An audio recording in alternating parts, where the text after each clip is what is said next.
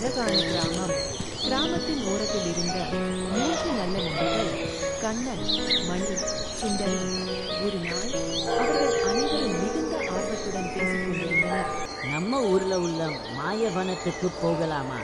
அதுல நிறைய மர்மங்கள் இருக்குமாமே. அது ஆபத்தான இடம். அங்கே பேய்களும் மந்திரவாதிகளும் இருக்காங்களாம். அடடா, நீங்க ரொம்பவே பயந்து விட்டீங்க. நம்ம நிஜமாகவே பார்த்து தெரிஞ்சுக்கலாம். அவர்கள் மூவரும் மாய வனத்திற்குள் சென்றார்கள். வனம் மிகுந்த மரங்களால் சூழப்பட்டு இருண்டு இருந்தது.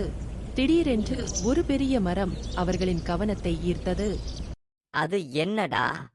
அந்த மரத்துல ஒரு ஓட்டை இருக்கே. இதுக்குள்ளே ஏதாவது இருக்குமோ? பார்க்கலாமா? அம்மா, ஜின் கையை யாரோ பிடிச்சிட்டாங்க. ஓடி வெளியே வா. அவன் கையை வெளியே இழுத்தான். ஆனால் அவன் கையில் ஒரு பழைய பை கிடைத்தது. அவர்கள் பையை திறந்து பார்த்தார்கள். ஹே, இது ஒரு பழைய வரைபடம் போல இருக்கே. நம்ம புதையல் தேடி செல்லலாமா? நீங்க செஞ்ச முடிவுக்கு நான் அடிமைதான். அவர்கள் வரைபடத்திற்கேற்ப ஒரு குகைக்குள் சென்றார்கள்.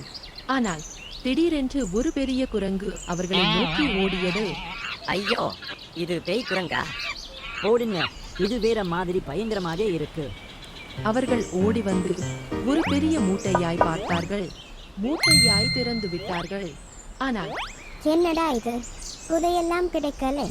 மிட்டாய் கடை மாதிரி இருக்கே. நம்ம புதையல் குரங்குக்கு போயிடுச்சு.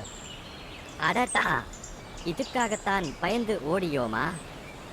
சில நேரங்களில் மர்மங்கள் அப்படியே இருக்காது. அது மிட்டாயாக மாறலாம். 3 நண்பர்களும் மகிழ்ச்சியுடன் வீடு திரும்பினார்கள்.